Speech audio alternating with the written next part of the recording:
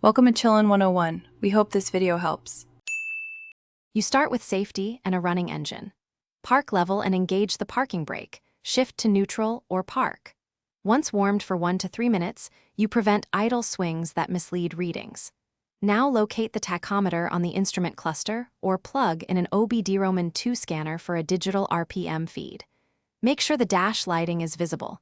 If using a scanner, confirm it displays RPM and not only engine codes. This gets you reliable baseline RPM data. You now take controlled measurements to interpret behavior. First, observe idle RPM and compare to the expected 600 to 1000 RPM range. Deviations indicate idle control or vacuum issues.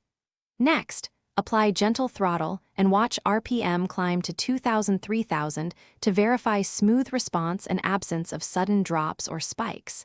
Then, under light load or while driving, use OBD Live data to log RPM across gears so you can correlate RPM with speed, throttle position, and load for accurate diagnosis.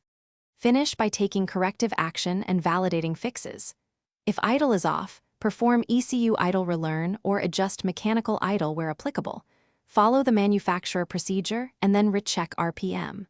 Monitor RPM while driving.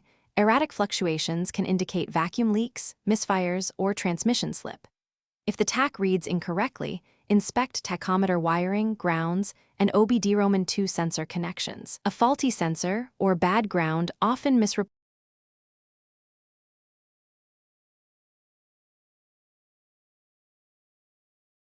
Thanks for watching. Consider subscribing if we helped you.